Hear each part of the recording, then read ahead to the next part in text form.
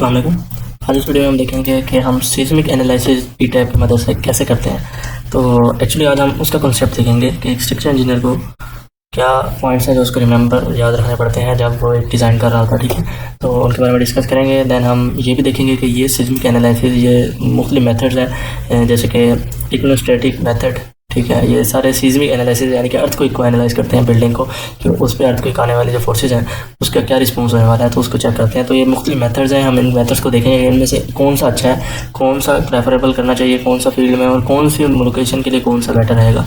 तो ये सारा जो है हम देखेंगे, इसके पॉइंट्स मुख्तलिफ। एक है इक्वल स्टैटिक मेथड और दूसरा रिस्पॉन्स वेक्टर मेथड, तीसरा नंबर पे है आपका टाइम हिस्ट्री मेथड और पुश ओवर एनालिसिस मेथड। तो ये चार इसके मेथड आप देख सकते हैं, ये हम ई टाइम में करके भी देखेंगे मुख्तलिफ। और फर्दर हम इसमें आज सिर्फ इसकी थ्योरी से पढ़ लेंगे कि इसमें हम कौन सी किस जगह पे हम कौन सा मेथड कौन सी जगह पे यूज़ करते हैं। तो चलिए स्टार्ट करते हैं। इसमें पर्पस ऑफ दिस एनालिसिस, इसमें पहले तो वो बता रहा है कि इसमें जो हम ई टाइम में एनालाइज करते हैं तो उसका क्या तरीक़ेकार है। उसमें तरीक़ेकार सिंपल सा है कि इसमें मेथड जो है वो ये ऐसा मेथड है जो कि साइट की एक्चुअल लोकेशन लेता है, यानी कि आपकी साइट पे जो भी सॉइल की टाइप्स हैं वो ये लेगा। सीस्मिक उस जोन, किस जोन में आपकी लोकेशन है, उस एरिया का सीस्मिक जोन क्या है वो जोन लेता है। इंपॉर्टेंस क्या है आपकी बिल्डिंग किस टाइप की है, उसकी इंपॉर्टेंस सेंसिटिविटी क्या है, वो सारी ये कंसीडर करता है हर कोड के अगेंस्ट, जो कोड भी आप यूज़ कर रहे हैं। ठीक हो गया, तो ये एक्चुअल कंडीशंस के मुताबिक एनालाइज करता है। तो ये तो हो गया कि एनालाइज जो है ये इनकी बेसिस पे करता है। और ये पर्पस क्या होता है, हम चेक कर रहे होते हैं अपनी बिल्डिंग को सीस्मिक के अगेंस्ट कि क्या वो बियर करेगी लोड को या नहीं। ठीक हो गया। दूसरे नंबर पे है कि सिंपल आज जो हमने देखना है वो ये है कि हम ये मेथड क्यों यूज़ करते हैं और कौन सा मेथड कौन सी जगह पे यूज़ करते हैं। तो ये एक्सपीरियंस बेस्ड मतलब मैं आपको हिट एंड ट्रायल मेथड बता रहा हूँ। ये हिंट्स हैं जो कि एक स्ट्रक्चर इंजीनियर्स उनके ज़रिए दिए गए हैं। तो ये समझ लें आप हिंट के तौर पे इसको यूज़ कर सकते हैं। कोई भी डिज़ाइन करते वक्त आप देखें तो ये सबसे मतलब लोएस्ट कैटेगरी में आपका आता है, यानी कि इक्विवेलेंट स्टैटिक मेथड। तो इसके भी हम डिस्कस करेंगे कि ये क्या होता है, इसमें क्या इसकी इंट्रोडक्शन देखेंगे, इस टाइप मेथड में क्या क्या होता है और इसका सारा फिनोमेना देखेंगे, इसका भी देखेंगे। तो पहले हम ये देख लेते हैं कि इसमें G+4 स्टोरी बिल्डिंग के लिए ये एप्लीकेबल है। उससे नीचे अगर स्टोरी आपकी है वो G+4 है और प्लस सिंपल बिल्डिंग होनी चाहिए आपकी, यानी कि घर है, रेजिडेंशियल बिल्डिंग हो सकती है, कमर्शियल हो सकती है, लेकिन सिंपल बिल्डिंग मीन्स के उसमें ख़ास कोई दूसरा स्ट्रक्चर ना बनाओ, जिस तरह के स्विमिंग पूल टाइप या कोई बड़ा हॉल ना बनाओ। तो वो सिंपल बिल्डिंग के लिए आपको ये जो है वो एनालाइज बेटर रहेगा, यानी कि सिंपल कैटेगरी में आप देखे जाए तो ये एनालाइज आप कर सकते हैं। तो ये आपको टाइम कंज्यूमिंग नहीं है इतना। अच्छा, उसके बाद और ये हाइट आपकी बिल्डिंग की रहेगी 15 मीटर तक, तो आप ये यूज़ करेंगे। और इसमें जोन 2 यानी कि सीस्मिक जोन जहाँ आपकी बिल्डिंग बनाने जा रहे हैं सिंपल बिल्डिंग, वहाँ पे अगर सीस्मिक जोन 1 है या 2 है तो आप ये यूज़ कर सकते हैं। अगर जोन 3 या 4 या अबव 2 से अबव चले जाते हैं आपका जोन, तो आप ये यूज़ नहीं कर सकते। तो ये लिमिटेशन समझ लेंगे आप, ये इसके लिए हैं। तो ये एक एक्सपीरियंस्ड कहता है स्ट्रक्चर इंजीनियर्स का, जो बड़े बड़े जो है प्लाजा वगैरह बनाते हैं, तो उनके ज़रिए ये इन्फॉर्मेशन लेगी है। तो आप ये हिंट के तौर पे यूज़ कर सकते हैं एनालाइज के दौरान। तो मज़ीद हम इनको देखेंगे इस बारे में। अच्छा, इसके बाद है कि अगर G+ स्टोरी इससे अबव जाना है आपने, यानी कि इससे स्टोरी से अबव जाना है, तो आप ये मेथड यूज़ कर सकते हैं। और उस कैटेगरी में आप के लिए ये एडवांटेज है कि आप इरेगुलर बिल्डिंग को भी इसमें एनालाइज कर सकते हैं। और इसमें जोन 2 की कोई लिमिटेशन नहीं है, इसमें आप जोन 1, जोन 3, जोन 4 यानी कि जो अदर दैन भी यूज़ कर सकते हैं जोन 2 की मदद से। ठीक है, और ये हिट एंड ट्रायल मेथड होता है, ये बिल्कुल एग्जैक्ट एक्यूरेट मेथड नहीं है। ठीक है, एक्यूरेट आपको रिजल्ट्स नहीं देता। और आप इकोनॉमिकल साइड से भी बात कर सकते हैं कि ये अनइकोनॉमिकल भी आपको सम टाइम कर देता होता है। और इसकी हाइट मैक्सिमम जो है वो G+20 तक मानी गई है कि इतना आप लेके चल सकते हैं। अगर आपको टाइम बचाना है, ठीक है, तो आप इसको यूज़ कर सकते हैं। अगर अदरवाइज़ आप इकोनॉमिकल साइड पर रहने के लिए आप थर्ड मेथड यूज़ करेंगे तो बेटर रहेगा। ये उनका कहना है जो स्ट्रक्चर इंजीनियर बने। ठीक है, तो मज़ीद हम देखेंगे इसका क्यों, वजह क्या है इसकी, क्योंकि ये एक्यूरेट मेथड है तो इस वजह से थोड़ा सा टाइम कंज्यूमिंग है।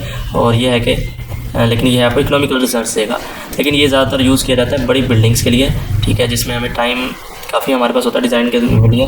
तो अबव 20 G+20 यानी कि आपकी हाई राइज बिल्डिंग्स इसमें आ जाती हैं, दुबई के टावर्स आ जाते हैं। तो ये सारे जो है इस सीस्मिक एनालिसिस के थ्रू एनालाइज किए जाते हैं ताकि बिल्कुल एक्यूरेट एग्जैक्ट रिजल्ट है, कोई उसमें गलती का चांस ना हो। ये इरेगुलर बिल्डिंग के लिए होता है, इसके इकोनॉमिकल रिजल्ट्स होते हैं और ये एक्यूरेट वैल्यूज देता है बजाय कि इसके। ठीक है, आप इसमें देख सकते हैं इसमें और इसमें कोई फ़र्क नहीं है। हाइट का आप कह सकते हैं कि हाइट की थोड़ी सी लिमिटेशन है कि ये G20 तक ही जा सकता है और ये 20 से अबव भी जा सकता है। लेकिन ये है कि ये इसका नुकसान ये है कि ये टाइम तो कंज्यूमिंग नहीं है, ये बहुत जल्दी आपको रिजल्ट देता है और ठीक भी होते हैं, आपका वो गिरे कोलैप्स नहीं करेगा स्ट्रक्चर इसकी वजह से। लेकिन ये है कि ये अनइकोनॉमिकल थोड़ा सा हो जाता है, तो ये एक्यूरेट रिजल्ट देता है आपको। अच्छा, इसमें अब हम देख लेते हैं सीस्मिक एनालिसिस में। सिंपली हम इनको ब्रीफ कर लेते हैं करते हैं कि इनमें मुख्तलिफ टाइप्स के हैं। सिस्मिक एनालिसिस जब हम करते हैं, जब उसकी बात करते हैं, तो उसमें दो तरह के एनालिसिस होते हैं। ये थ्योरी पढ़ने जा रहे हैं अब हम, ठीक है। ये था एक्सपीरियंस बेस्ड जो मैंने आपको इन्फॉर्मेशन दी थोड़ी सी। तो ये अब थ्योरी पढ़ते हैं जो कि आपको पता होना चाहिए ई टाइप के लिए। पहले आपको ये पता होगा तब आप जाके एनालाइज एक डिज़ाइनर के तौर पे ई टाइम की मदद से डिज़ाइन कर सकेंगे। तो इसमें सिस्मिक एनालिसिस जब हम बात करते हैं, इसमें दो तरह के एनालिसिस होते हैं, स्टैटिक एनालिसिस और डायनेमिक एनालिसिस। स्टैटिक एनालिसिस जैसे कि नाम से जाहिर है कि ये टाइम डिपेंडेंट नहीं है, ठीक है। ये रुका हुआ है, आप कह सकते हैं टाइम डिपेंडेंट नहीं होता ये एनालिसिस, ठीक है। और dynamic analysis with respect to time होता है और ये टाइम डिपेंडेंट होता है, ठीक है। नाम से पता लग गया। अब स्टैटिक एनालिसिस की कैटेगरी के अंदर अगर हम देखें तो उसके अंदर हमारे पास दो तरह के एनालिसिस होते हैं, एक लीनियर एनालिसिस होता है, एक नॉन लीनियर एनालिसिस होता है। तो इसमें लीनियर में आ जाता है इक्विवेलेंट स्टैटिक मेथड, ठीक है। और नॉन लीनियर जिसमें हम नॉन लीनियर का मतलब क्या है, जो कि मैं आपको बता देता हूँ कि लीनियर और नॉन लीनियर का क्या है। अब नॉन लीनियर की टाइप देखें तो push over analysis non linear static analysis के टाइप में आ जाता है, ठीक हो गया। तो इक्विवेलेंट स्टैटिक मेथड जो है लीनियर की टाइप में आता है। इसमें होता है एक्चुअली ये है कि ये अनइकोनॉमिकल हो जाता है आपके पास। मैं आपको सारा बता रहा हूँ कि इसमें टाइम हिस्ट्री एनालिसिस मेथड एक ऐसा मेथड है जो कि आपको इकोनॉमिकल रिजल्ट देता है विद रिस्पेक्ट टू टाइम, ठीक है। ये एक्यूरेट होता है और वही एक्यूरेट होता है। बाकी जो एक्यूरेट इसलिए नहीं इतने माने जाते क्यों, लेकिन क्योंकि इसमें एक दो रीजंस है। रीजंस ये है कि देख रहे हैं बिल्डिंग में आपको पता है बिल्डिंग की स्ट्रेंथ क्या होती है। टोटल स्ट्रेंथ बिल्डिंग की इक्वल होती है linear strength plus non linear strength. मैं आपको दिखा देता हूँ। जब भी बिल्डिंग एक फेल होती है तो उसके लिए वो इस तरह का ग्राफ कुछ बनता है। आप देखें तो फेलियर की तरफ अगर जाता है बिल्डिंग तो उसमें लीनियरली पहले वो मूव करता है, ठीक है। उसकी डिस्प्लेसमेंट होती है और लीनियर मूव करता है, यानी कि विद इन इलास्टिक लिमिट, जिसमें वो रिटर्न हो सकता है, अपनी ओरिजिनल पोजीशन पे आ सकता है, ठीक है। उसके बाद वो होता है बेंडिंग होनी शुरू होती है उसमें थोड़ी सी, और बेंडिंग उसको हम कहते हैं नॉन लीनियर वो आप कह सकते हैं स्टेन, ठीक है। उसके अंदर जो डिस्प्लेसमेंट होती है नॉन लीनियर होती है, यानी कि उसको रिटर्न नहीं हो सकती। लेकिन यह है कि उस पर वो फेल भी नहीं होता, ठीक है। तो वो non linear strength of building कहलाती है, ठीक है। कि वो उस पर फेल नहीं हो रहा, वो उसकी स्ट्रेंथ है, वो अभी भी बियर कर रहा है अपने लोड को, लेकिन वो जो है कि ओरिजिनल पोजीशन पे नहीं आने की सलाहियत रखता है अपने पास। वो उसने सलाहियत खो दी है, बाकी ये है कि वो फेल नहीं होगा अभी भी। तो वो उसकी स्ट्रेंथ होती है बिल्डिंग की। तो ये दो स्ट्रेंथ मिलकर एक टोटल स्ट्रेंथ ऑफ बिल्डिंग कहलाती है। और इसके बाद नेकिंग होती है और उसके बाद फेलियर की तरफ जाते हैं। अल्टीमेट स्ट्रेंथ जिसको हम कहते हैं, उससे पहले जितना भी होता है टोटल स्ट्रेंथ ऑफ बिल्डिंग होती है, जिसको अल्टीमेट स्ट्रेंथ का नाम दिया जाता है। तो ये तो आपने सबने पढ़ा ही होगा, ठीक है। तो अब इसमें क्या है, इलास्टिक रेंज के अंदर हम रहते हैं।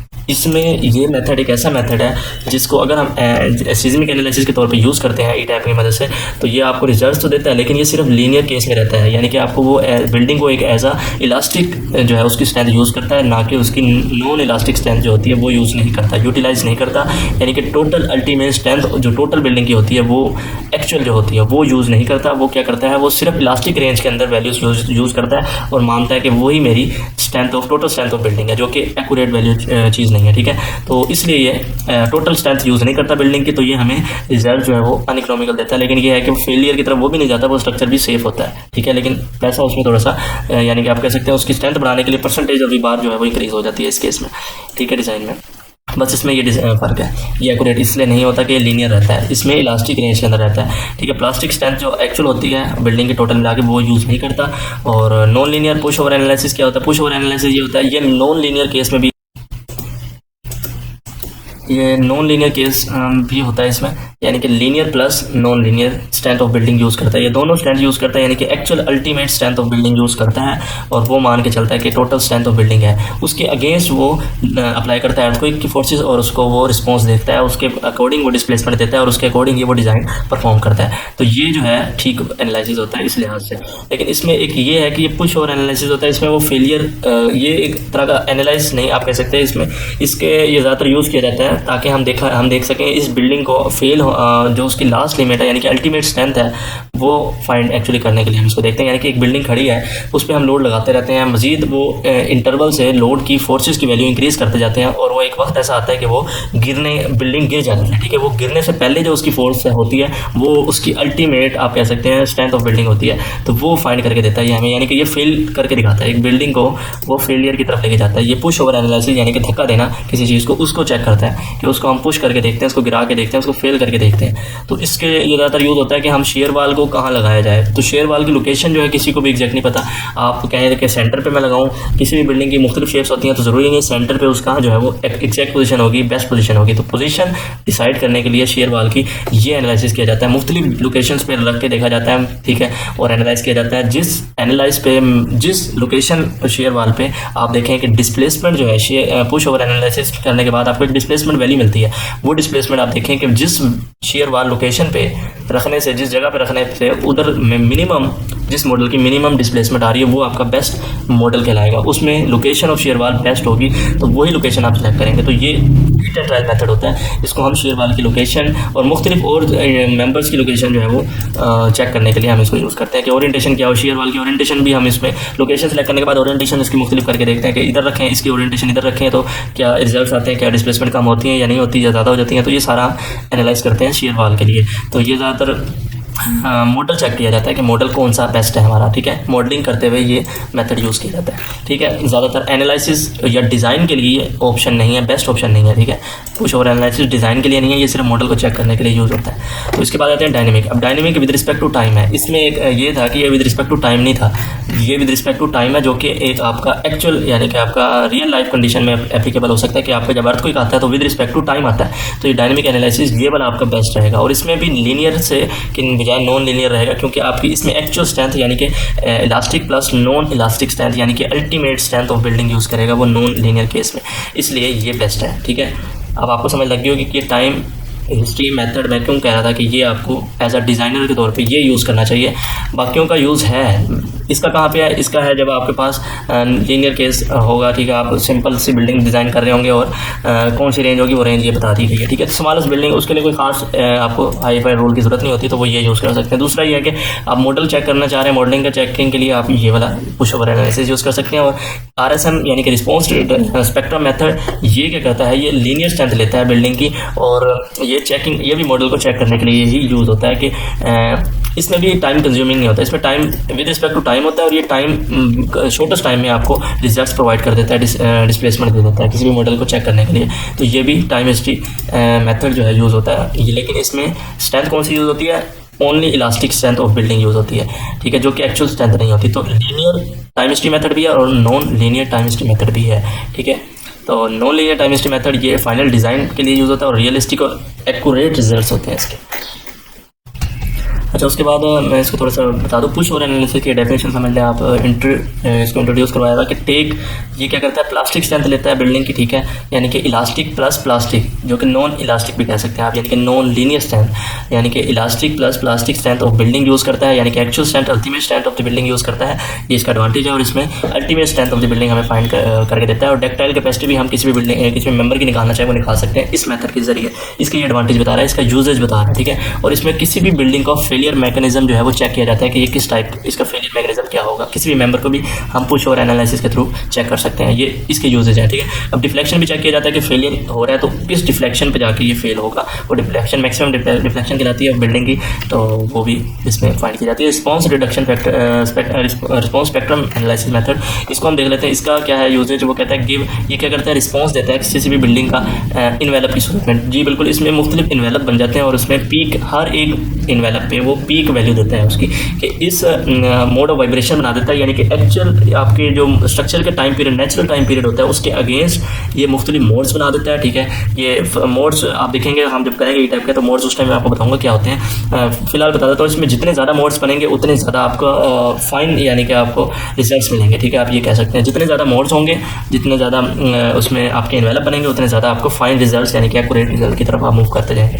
ठीक है। तो और ये हर एक मोड के अगेंस्ट आपको पीक डिस्प्लेसमेंट की वैल्यूज़ देता है, उसके अगेंस्ट पे डिज़ाइन करते हैं। तो ये रिस्पॉन्स स्पेक्ट्रम मेथड है और ये ज़्यादातर यूज़ किया जाता है dynamic response for low rise buildings. वो मैंने आपको बता दिया ऊपर के वो किस तरह की बिल्डिंग्स के यूज़ होता है। डिसीजन मेकिंग कि हम मॉडल की डिज़ाइनिंग पे डिसीजन मेकिंग, सिर्फ ये डिसीजन मेकिंग होता है, यानी कि मॉडल को अगर हमने देखना है कि मॉडल में कौन सा मेंबर किस जगह पे आना चाहिए, सिर्फ उस चीज़ की डिसीजन ये कर सकता है। ये डिज़ाइनिंग के लिए आपको यूज़ नहीं करना। मैं फिर आपको बता रहा हूँ कि डिज़ाइनिंग के लिए ये बिल्कुल एक्यूरेट नहीं कह सकते आप इसको, समहाउ अनइकोनॉमिकल हो जाता है थोड़ा सा ये, ठीक है। तो बस इसका ये एक पॉइंट है। थोड़ा सा अनइकोनॉमिकल होता है। अच्छा, इसमें टाइम हिस्ट्री मेथड की तरफ आते हैं। टाइम हिस्ट्री बेस्ट मेथड है डिजाइनिंग के लिए, रियलिस्टिक होता है और ये अदर मेथड्स की निस्बत अच्छा होता है। Fourth, find seismic response of structure with respect to the dynamic loading. हाँ जी, डायनेमिक लोडिंग यानी कि इसमें earthquake with respect to time होता है, ठीक है। हम इसमें एक अर्थक्वेक जो मैक्सिमम अर्थक्वेक आया होता है वो हम इंपोर्ट करते हैं वैल्यूज़ उसकी, और विद रिस्पेक्ट टू टाइम होती हैं, और उसके अगेंस्ट हम उसका स्ट्रक्चर का लोड देखते हैं और रिस्पॉन्स देखते हैं कि उसमें क्या वेरिएशन आती है, क्या वो फेल हो जाता है या नहीं होता। अगर होता है तो उसके अगेंस्ट उसको डिज़ाइन करेंगे, तो मैक्सिमम लोड के अगेंस्ट उसको डिज़ाइन करेंगे और उसके अगेंस्ट फिर वो बियर कर लेगा उस लोड को। तो ये एक बेस्ट ऑप्शन है कि इसमें एक्यूरेट सारी वैल्यूज़ इंपोर्ट होती हैं और एक्यूरेट वैल्यूज़ के अगेंस्ट जो है वो आपको रिजल्ट्स मिल जाते हैं, जो कि बाकियों में ये आप कह सकते हैं डिसएडवांटेज है उनका, ठीक है। तो ये इसलिए बेस्ट ऑप्शन है आपके लिए। Load varies with respect to time. अच्छा, इसमें से आखिरी बात बता दूं कि हम जब ई टाइम में करेंगे तो हम इसमें जो डाटा इंपोर्ट करेंगे वो मैक्सिमम डाटा, यानी कि किसी भी उस एरिया में या उस रीजन में, अगर आप फर्ज करें पाकिस्तान में है तो पाकिस्तान या एशिया के पूरे करीब करीब देख लें, एशिया में पूरे में जो बड़ा सबसे बड़ा अर्थक्वेक आया होगा, लार्जेस्ट अर्थक्वेक आया होगा, उसका डाटा आप उठाएंगे विद रिस्पेक्ट टू टाइम। वो डाटा आपको नेट पर मिल जाएगा। वो डाटा की फाइल आप इंपोर्ट करवाएंगे टाइम हिस्ट्री मेथड में, दैन आप उस अपने बिल्डिंग पर एनालाइज के लिए वो अप्लाई करेंगे, वो फोर्सेज उसके अगेंस्ट वो डिज़ाइन करके देगा। तो ये आपके लिए बेस्ट जो है वो मेथड रहेगा। इसका तरीक़ेकार ये है, ठीक है। तो सेंट्रो डाटा हम लेते हैं, ये एक क्वेश्चन बन सकता है कि आप मैक्सिमम डाटा लेते हैं, आप वो डाटा लें उस एरिया का, जिस एरिया में आप बना रहे हैं उस एरिया का मैक्सिमम जो अर्थक्वेक आने के चांसेस हैं कि वो बहुत रोज कंडीशन, सबसे बुरी कंडीशन वो होती है जब आपका अर्थक्वेक आया होता है और वो पीक वैल्यूज़ होती हैं। वो पीक वैल्यूज़ आपने लेनी है, उसके अगेंस्ट अगर वो आपकी बिल्डिंग डिज़ाइन होती है तो वो उसको बियर, अगर वो पीक वैल्यूज़ को बियर करने की सलाहियत रखती है तो वो जो उसकी निस्बत छोटे अर्थक्वेक हैं उनको तो ईजीली बर्दाश्त कर लेगी। तो ये इसका मेन कंसर्न होता है कि हम ये इलसेंट्रो का डाटा ही क्यों उठाते हैं, क्योंकि इलसेंट्रो एक ऐसे इलसेंट्रो पे एक अर्थक्वेक आया था, ठीक है, आपको पता होगा, नेट पर सर्च करेंगे तो मिल जाएगा कि यहाँ पे जो अर्थक्वेक आया था अब तक का सबसे बड़ा अर्थक्वेक माना जाता है। तो ये डाटा हम यूज़ करते हैं ज़्यादातर टाइम हिस्ट्री को डिज़ाइन करते हैं किसी बिल्डिंग, टालस बिल्डिंग के लिए। तो ये था आज की हमारी वीडियो। तो उम्मीद है आपको कुछ समझ लगी होगी। तो नेक्स्ट मिलते हैं ई टाइम में, जब हम इस सारे मेथड्स को किसी भी बिल्डिंग पे एनालाइज करने का तरीकाकार देखेंगे कि क्या प्रोसीजर है, हमें कौन सा मेथड किस तरह यूज़ करना है और क्या प्रोसीजर है उसका ई टाइम में। तो तब तक के लिए आप